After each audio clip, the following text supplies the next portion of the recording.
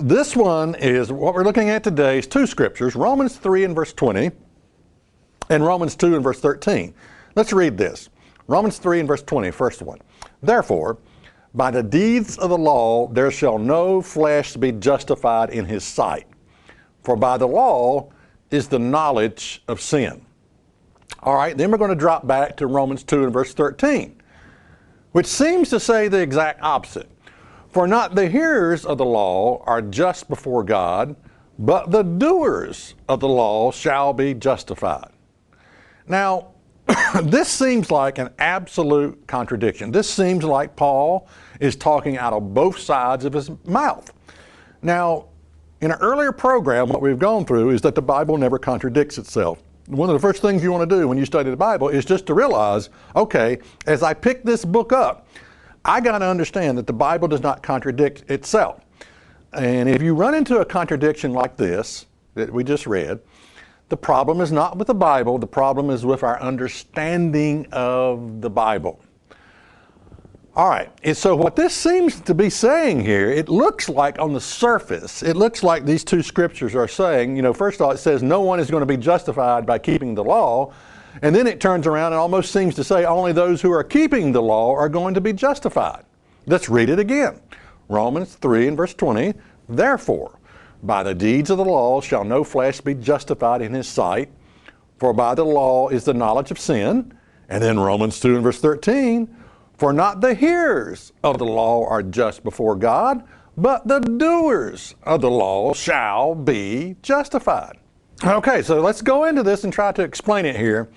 First of all, first thing you need to understand about these two verses that seem to contradict one another, the first and critical important thing to understand is the role of the law. You will never understand these two verses unless you understand the role of the law.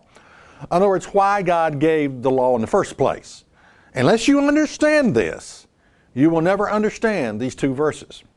All right, let's look at it. Romans 3 and verse 20. Therefore, by the deeds of the law, there shall no flesh be justified in his sight, for by the law is the knowledge of sin. Now, Paul answers the question in this verse. What question? Well, the question of why can't we be justified, made right before God by keeping the law? The answer is because by the law is the knowledge of sin. In other words, the law is revelatory. It tells us what sin is. That's the role of the law, to educate and reveal. 1 John 3:4 says sin is the breaking of God's law. That's the purpose of the law, to tell us what sin is. Now let me give you an analogy here. Let's say a speed limit sign. It says drive 55. The purpose of that speed limit sign is to give you the knowledge of how fast you should drive.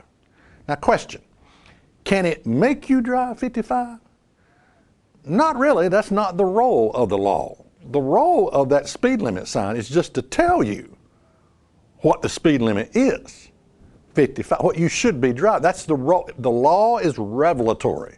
It reveals what sin is. You see, doing the right thing has to do with relationship. Now I'm sort of switching gears here because now I'm going over into a relationship with God, but doing the right thing as far as God is concerned has to do with respect. It has to do with respect for the lawgiver, okay?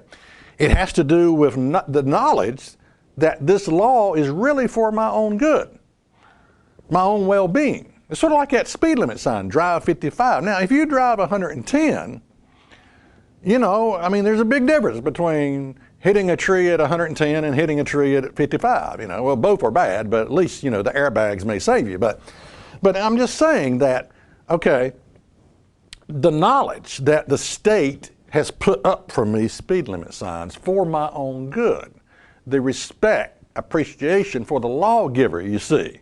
Now again, I'm switching gears, you know, using the state and then switching over to a relationship with God. All right, the knowledge that this law is really for my own good and respect for the lawgiver. And then of course you have grace, and grace is I have broken these laws and the lawgiver has freely forgiven me. Check us out on the web at isthatreallyinthebible.com.